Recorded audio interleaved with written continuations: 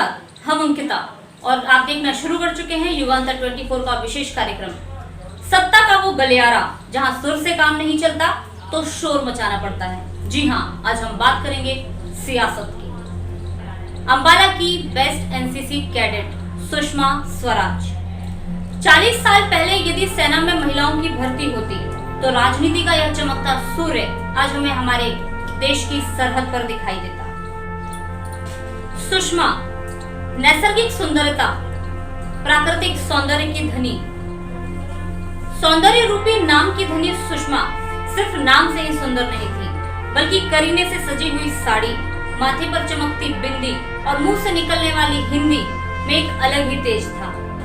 याद है मुझे बचपन की वो बातें जब राजनीतिक रुझान के चलते जब एक रिश्तेदार घर आए और उन्होंने कहा कि राजनीति बड़ी गंदी चीज है, और मेरी माँ ने चौके से जो बात कही उस बात ने राजनीति की परिभाषा को अलग ही कर दिया और उन्होंने एक नाम लिया जिससे राजनीति को गंदा कहने वाले की जबान पर ताला पड़ गया, और वो नाम था सुषमा स्वराज का।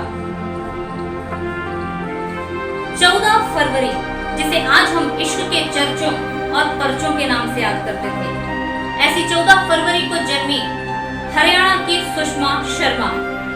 हरियाणा से व्यक्तिगत जुड़ाव मेरा वैसे भी है और इसका मुख्य कारण ये है कि वहाँ एक ऐसी शख्सियत ने जन्म लिया जिसकी मुझ जैसी कई सारी लड़कियों की वो प्रेरणा है।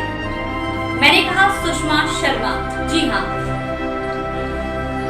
सुषमा शर्मा जेपी आंदोलन का प्रभाव ही था, जिन्होंने अपने विवाह के पश्चात अपने सरनेम को छोड़कर अपने पति का नाम स्वराज अपनाया और बन गई सुषमा स्वराज। सेना में शामिल होकर अपने दुश्मनों पर बम गोली दागने के सपने देखने वाली सुषमा ने अपने सपने राजनीति में भी पूरी किए। अपने विपक्षियों के ऊपर जिस तरह के उन्होंने अपने भाषणों में गोली और बम दागे वो किसी से छुपे नहीं हैं। चाहे वो दिल्ली दंगे में कांग्रेसियों को सेक्युलर कहना हो या 13 दिन की अटल जी के सरकार के गिराने की बात पर 1996 को हुआ भाषण। एक मंथरा और एक शकुनी राम और युधिष्ठिर जैसे महापुरुषों को सत्ता से बाहर कर सकते हैं, तो हमारे खिलाफ तो कितने मंथराएं और कितने शकुनी करते।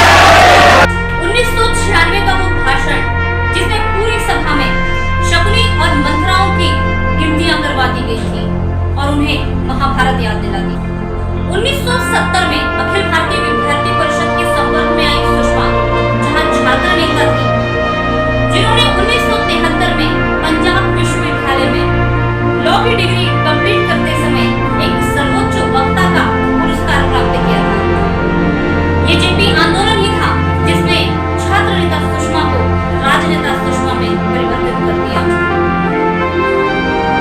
छोटी सी सुषमा जिन्होंने आपातकाल देखा, जिन्होंने 2 बार विधान परिषद का चुनाव लड़ा और 25 साल की उम्र में बन गई चौधरी देवीलाल की सरकार की मंत्री। चौधरी देवीलाल की सरकार में कैबिनेट मंत्री बने और उस दौरान का जो एक किस्सा याद आता है वो बहुत ही खूब था। चौधरी देवीलाल ने मुख्यमंत्री रहते हुए सुषमा स्वराज को एक अयोग्य मंत्री घोषित कर दिया और योजना बना डाली उन्हें अपने मंत्रिमंडल से बाहर निकालने की। जब राजनीतिक गलियारों में हड़कंप मचा और ये बात पहुंची जनता पार्टी के राष्ट्रीय अध्यक्ष रहे चंद्रशेखर के पास, यदि सुषमा को primary school of George Fernandes की हेड गर्ल कहूं, यदि सुषमा को Lal Krishna Advani school of politics की ब्रिलियंट गर्ल कहूं, और यदि मैं सुषमा को अटल स्कूल ऑफ पॉलिटिक्स की टॉपर स्टूडेंट कहूं तो गलत नहीं होगा। जब सुषमा को मंत्रिमंडल से बाहर किया जा रहा था तब राजनीतिक गलियारों में हड़कंप मचा और जनता पार्टी के राष्ट्रीय अध्यक्ष रहे चंद्रशेखर ने सुषमा को दिलासा दिलाया कि ऐसा कुछ भी नहीं होगा। जब उस समय के मुख्यमंत्री रहे देवीलाल की करतूत गुरु, उनके राजनीतिक गुरु चौधरी चरण सिंह को बताई तो उन्हें बहुत डांट पड़ी। चंद्रशेखर को नहीं, उस समय के तत्कालीन मुख्यमंत्री चौधरी देवीलाल को। सत्ता के गलियारों में ये बात इतनी उछली कि चंद्रशेखर ने कह दिया कि यदि सुषमा मंत्रिमंडल में नहीं रहेंगी तो हरियाणा की सरकार तो रहेगी पर देवीलाल मुख्यमंत्री नहीं रहेंगे।